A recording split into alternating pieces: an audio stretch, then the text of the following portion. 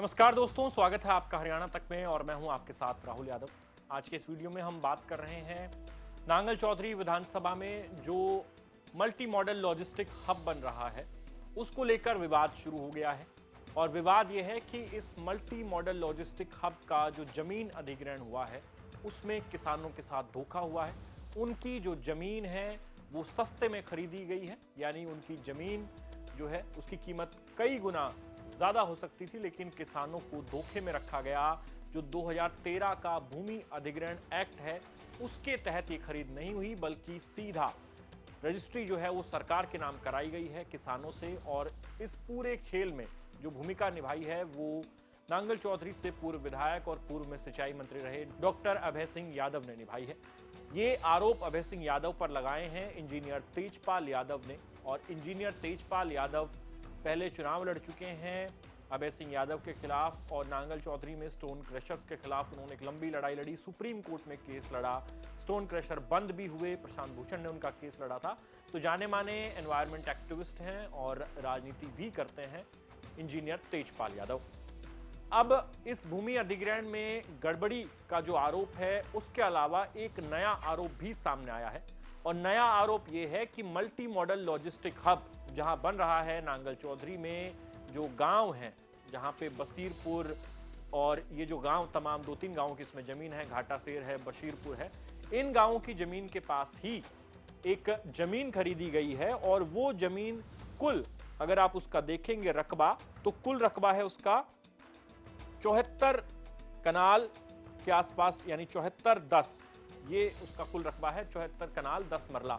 तो ये करीबन 9.25 एकड़ जमीन बनती है। और ये जमीन कांग्रेस की विधायक नांगल चौधरी से मंजू चौधरी वो आरोप लगा रही हैं कि ये जमीन कंवर सिंह जो कि महेंद्रगढ़ के विधायक हैं उनके बेटे के नाम थी जिनका नाम राहुल है, कुछ उनकी पुत्रवधू के नाम थी जिनका नाम प्रीति है, और उनसे ये जमीन खरीदी है डॉक्टर अभय सिंह यादव ने। और इस खरीद की एक जमाबंदी जो है वो भी मीडिया के पास है, हरियाणा तक के पास भी उस जमाबंदी की कॉपी है। साल 2020-21 की ये जमाबंदी है जिसमें जो जमीन है वो श्रीमती कला यादव, पत्नी अभय सिंह यादव, पुत्र शोकरण वासी ढाणी मामराज, यानी डॉक्टर अभय सिंह यादव की पत्नी के नाम ये सारी जमीन है। और 9.25 एकड़ के आसपास ये जमीन है।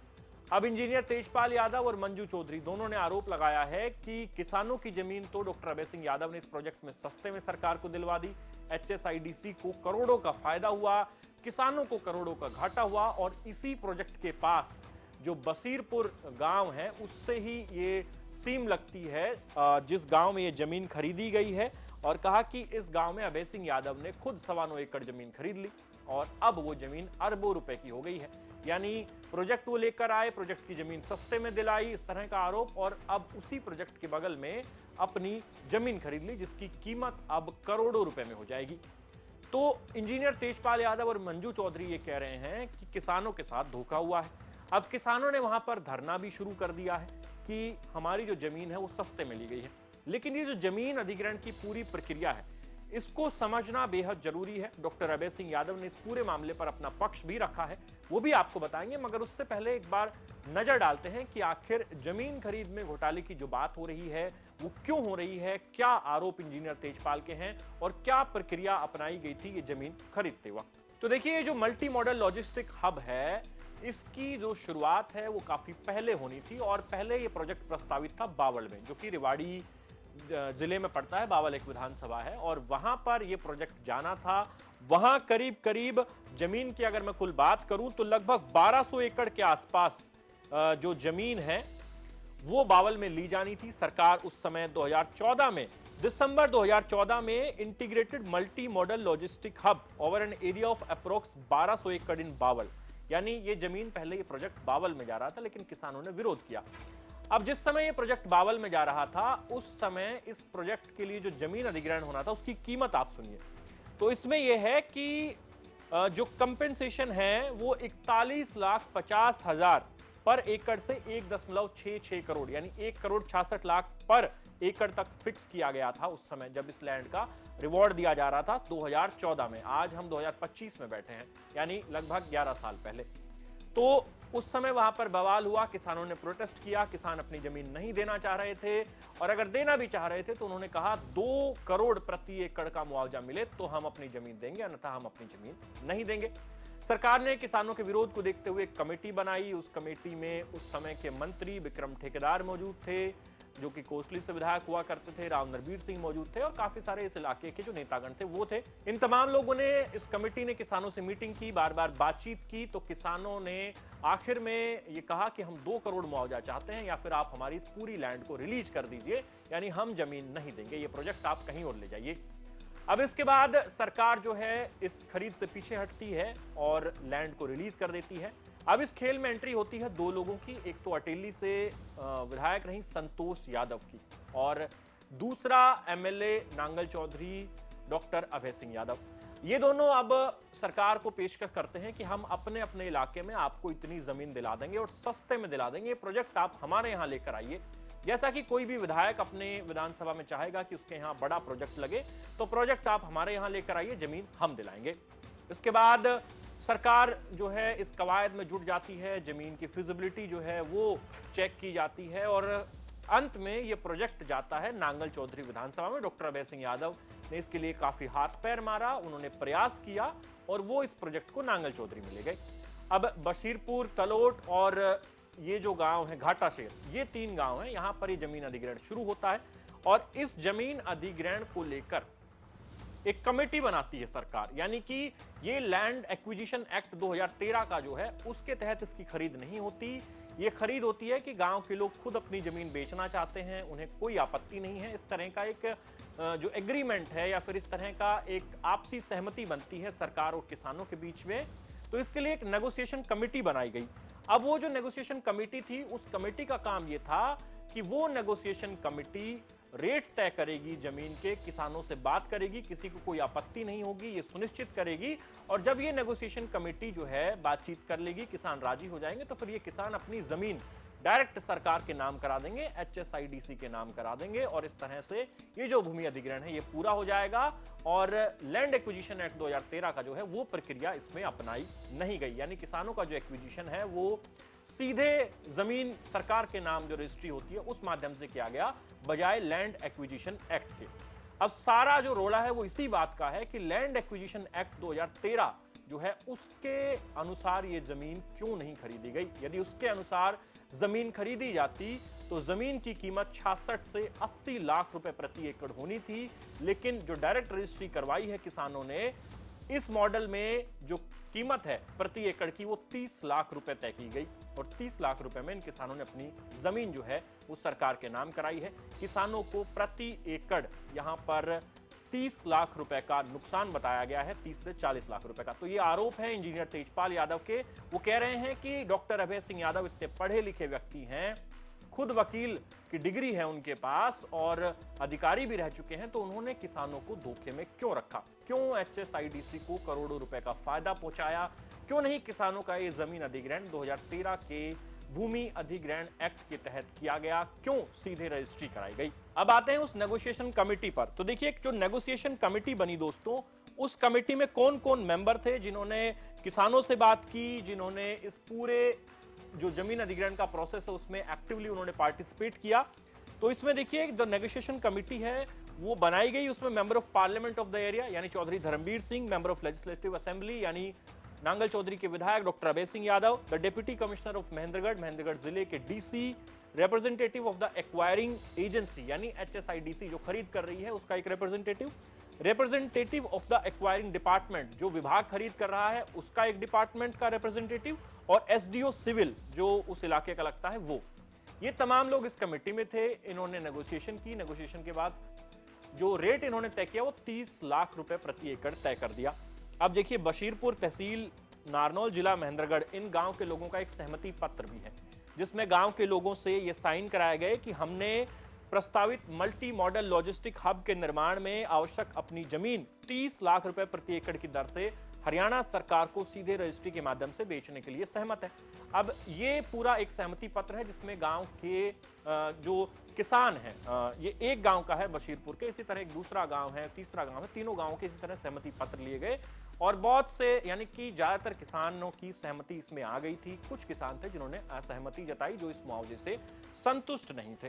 अब जब ये सहमति पत्र लिया गया है तो इसमें कुछ शर्तें जोड़ी गई थी। तो वो शर्तें क्या है, देखिए सबसे पहले तो आपको ये देखना पड़ेगा कि इसका रेट कैसे तय हुआ। तो जो रेट है वो प्रेजेंट कलेक्टर रेट लगाया गया उस समय का 9.80 यानी कि 9,80,000 प्रति एकड़ से लेके 13,30,000 प्रति एकड़ था, जो जमीन अलग अलग तरह की इस प्रोजेक्ट में लेनी थी उसका। और इस दस्तावेज के मुताबिक जो हरियाणा तक के पास है, ये फिजिबिलिटी रिपोर्ट है और इसमें ये पूरा ब्यौरा दिया गया है कि किस तरह से नेगोशिएशन कमेटी ने ये डिसीजन लिया, यानी कि 30 लाख के अमाउंट पर वो कैसे आए। तो इसमें बताया गया है कि 13,30,000 का अगर अपर हैंड का सर्कल रेट भी हम ले लें, उसके ऊपर हमने सोलिटियम दिया 100% का, जो कि 2013 के एक्ट के अकॉर्डिंग है, और नो लिटिगेशन इंसेंटिव दिया 20% का। और अब जो कीमत पहुंचती है वो 29.26 लाख प्रति एकड़ पहुंचती है। और अभय सिंह यादव ये कह रहे हैं कि हमने तो फिर भी 30 लाख प्रति एकड़ दिया है। लेकिन यहां पर पेच है, और पेच ये है कि जो ये सोलिटियम 100% जोड़ा गया है, 20% नो लिटिगेशन इंसेंटिव जोड़ा गया है, इससे पहले जो कलेक्टर रेट है, अगर आप 2013 का भूमि अधिग्रहण कानून देखेंगे तो उसमें वो मल्टीप्लाई होता है, या 1.5 गुना या 2 गुना, उसके ऊपर सोलिटियम और ये इंसेंटिव ऐड किया जाता है। लेकिन वो मल्टीप्लिकेशन नहीं की गई, सीधा सोलिटियम ऐड किया गया, और ये जो नो लिटिगेशन इंसेंटिव का 20% है ये ऐड किया गया। यानी कि वहां पे पेच है कि पूरी तरह से जमीन का अधिग्रहण 2013 के एक्ट के अकॉर्डिंग नहीं हुआ। अब आप इसमें एक चीज और देखिए कि जो नो लिटिगेशन इंसेंटिव है, यानी कि इन किसानों से जब सहमति पत्र लिया गया तो इस बात की भी गारंटी ली गई कि भविष्य में ये कोर्ट नहीं जाएंगे, ये कोई केस नहीं करेंगे, लिहाजा 20% का इनको और इंसेंटिव देते हैं हम, यानी उनके कोर्ट जाने का रास्ता खत्म कर दिया गया। अब इंजीनियर तेजपाल यादव का तर्क ये है कि ये जो नेचुरल जस्टिस का सिद्धांत है, प्राकृतिक न्याय का, ये उसके खिलाफ है। आप किसी के कोर्ट जाने के अधिकार को कैसे दबा सकते हैं, उसको 20% के इंसेंटिव का लालच देकर।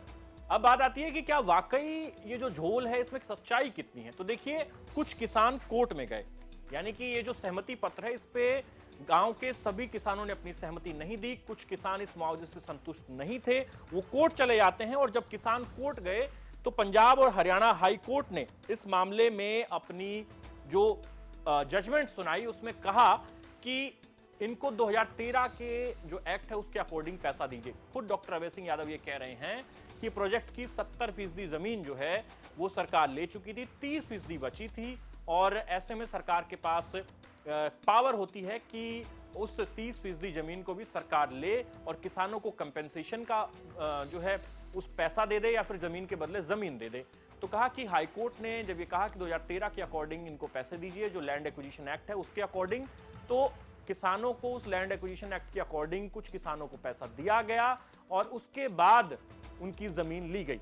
यानी कि कुछ किसानों को इसी प्रोजेक्ट में ज्यादा पैसा मिलने की बात भी कही जा रही है। हालांकि ये केस हाई कोर्ट के बाद सुप्रीम कोर्ट में भी चला गया है। लगभग 156 एकड़ जमीन कम पड़ रही है जो इस प्रोजेक्ट की प्रस्तावित थी, उसमें से 156 एकड़ जमीन आज भी जो HSIDC है उसके पास नहीं है, किसानों ने वो जमीन नहीं दिया, उस जमीन पर केस चल रहा है। और ये वही किसान है जिन्होंने जिस वक्त सहमति पत्र इस कमेटी द्वारा लिए जा रहे थे उस वक्त अपनी आपत्तियां दर्ज कराई थी, और ये एग्री नहीं थे 30 लाख रुपए प्रति एकड़ में अपनी जमीन सरकार को बेचने के लिए। तो इनका केस अभी भी सुप्रीम कोर्ट में चल रहा है। लेकिन गंभीर आरोप यहां डॉक्टर अभय सिंह यादव पर है, पर वो अपनी सफाई में क्या कह रहे हैं आप एक बार उस पर बात करते हैं। तो सबसे पहला जो आरोप जमीन खरीद को लेकर लगा कि डॉक्टर अभय सिंह यादव ने जमीन खरीदी है, वो भी इस जो मल्टी मॉडल लॉजिस्टिक हब बन रहा है उसके बिल्कुल बगल में, उसकी सीम से लगते हुए इनके खेत हैं। लेकिन इस आरोप को डिनाई किया है, हालांकि जमीन खरीदने के आरोप को डिनाई नहीं कर रहे हैं। वो कह रहे हैं हाँ जमीन खरीदी है, साल भर पहले खरीदी है, लेकिन इसकी जमाबंदी जो हमारे पास हरियाणा तक के पास मौजूद है उसको आप देखेंगे वो साल 2020-21 की जमाबंदी है, जिसमें उन्होंने 9.25 एकड़ जमीन इस प्रोजेक्ट के पास लगते गांव में खरीदी है। अभय सिंह यादव का कहना है कि गांव जो इनकी जमीन है वो 1.5 किलोमीटर दूर है प्रोजेक्ट से। लेकिन आरोप लगाने वाले इंजीनियर तेजपाल यादव ये कह रहे हैं कि जमीन महज 500 से 700 मीटर दूर है और अब इस जमीन की कीमत करोड़ों रुपए की हो गई है। कल को यहां से कोई सड़क निकलेगी, कुछ निकलेगा, तो इस प्रोजेक्ट के पास जमीन होने का फायदा सीधा डॉक्टर अभय सिंह यादव को होगा। और लोग भी अब ये सवाल पूछ रहे हैं कि इस प्रोजेक्ट के जमीन अधिग्रहण के बाद ही इसी प्रोजेक्ट के आसपास अभय सिंह यादव ने जमीन क्यों खरीदी और वो भी जमीन कोई थोड़ी मोड़ी नहीं है, बल्कि 74 कनाल 10 मरला जमीन है, यानी लगभग 9.25 एकड़ ये जमीन है, उनकी पत्नी के नाम है। तो ये बड़ा विस्फोट अब हरियाणा की राजनीति में हुआ है कि इतना बड़ा प्रोजेक्ट है, उसके जमीन अधिग्रहण का जो तरीका है उस पर आरोप लग रहे हैं कि उसमें गड़बड़ियां हैं, किसानों के साथ धोखेबाजी हुई है। और आरोप ये लग रहा है कि इस धोखेबाजी में जो मुख्य कर्ता धर्ता है वो डॉक्टर अभय सिंह यादव है। अब डॉक्टर अभय सिंह यादव अपनी सफाई में ये कह रहे हैं कि जमीन अधिग्रहण का यही प्रोसेस एम्स माजरा की जो जमीन ली गई सरकार ने उसमें अपनाया गया। यदि वहां गड़बड़ी नहीं थी तो यहां गड़बड़ी कैसे हो सकती है। साथ ही वो बात ये भी कह रहे हैं कि मैं तैयार हूं, किसी भी तरह की जांच आप करा लीजिए, मुझे कोई दिक्कत नहीं है, जिस मर्जी एजेंसी से जांच करानी है उस एजेंसी से जांच कराइए, हमने इस पूरे खेल में कोई गड़बड़ी नहीं की। साथ ही वो एक तर्क ये भी दे रहे हैं कि जो पैसा आना था HSID से वो सीधा किसानों के खातों में गया है, तो किसी भी प्रकार के लूप होल को तो आप यहां पर उसका जिक्र ही नहीं कर सकते, क्योंकि पैसा तो सीधा सरकार ने दिया और किसानों के खाते में दिया। लेकिन इंजीनियर तेजपाल यादव का कहना यह है कि अमाउंट जो किसानों के खाते में आना था उसमें गड़बड़ी नहीं हुई, बल्कि किसानों की जमीन की कीमत तय करने का जो फॉर्मूला है गड़बड़ी वहां हो गई और इन किसानों को चपत लगाई गई है लाखों करोड़ों रुपए की और फायदा पहुंचाया गया है HSIDC को। अब इसमें एक खेल और है कि इस तरह से जब सरकार को कोई सीधा जमीन मुहैया कराता है तो उसमें एक एग्रीगेटर होता है, आप उसको बिचौलिया कह लीजिए। वो एग्रीगेटर जो है उसको 1% कमीशन ये खरीद करने वाली एजेंसी देती है। अब ये 1% कमीशन यहां क्योंकि करोड़ों की जमीन है तो ये 1% कमीशन किसको गया, इस पर भी बड़ा सवाल है। तेजपाल यादव तो सीधा आरोप लगा रहे हैं कि ये बिचौलिए का काम अभय सिंह यादव ने किया है, तो 1% कमीशन हो सकता है अभय सिंह यादव के पास गया हो, इसकी भी जांच होनी चाहिए। उन्होंने पूरे मामले में CBI जांच की मांग की है। और अब जो ग्रामीण है वहां के वो भी धरने पर बैठ गए हैं। इलाके में यह मामला धीरे धीरे तूल पकड़ता जा रहा है। हो सकता है कि आने वाले समय में और किसान कोर्ट चले जाएं और ये प्रोजेक्ट अधर में लटक जाए। हालांकि प्रोजेक्ट का काम काफी तेजी से चल रहा है, पर इसकी जमीन अधिग्रहण का मुद्दा अब उसको हवा दे रहे हैं लगातार अभय सिंह यादव के विरोधी। और राव इंद्रजीत सिंह ने भी अपने एक इंटरव्यू में जिक्र किया था कि इसमें गड़बड़ हुई है, सबूतों के साथ मैं आऊंगा और इसकी इंक्वायरी कराएंगे। उसी के बाद ये पूरा जो मामला है शुरू हुआ है। तो देखना होगा कि अभय सिंह यादव की मुश्किलें इस पूरे केस में आगे और कितना बढ़ेंगी, या फिर ये जो पूरा मामला है इसमें वो पाक साफ निकलेंगे। आपका इस रिपोर्ट पर क्या कुछ कहना है हमें कमेंट सेक्शन में लिख के अपनी राय जरूर दें। और प्रदेश की तमाम खबरों के लिए देखते रहिए हरियाणा तक। धन्यवाद।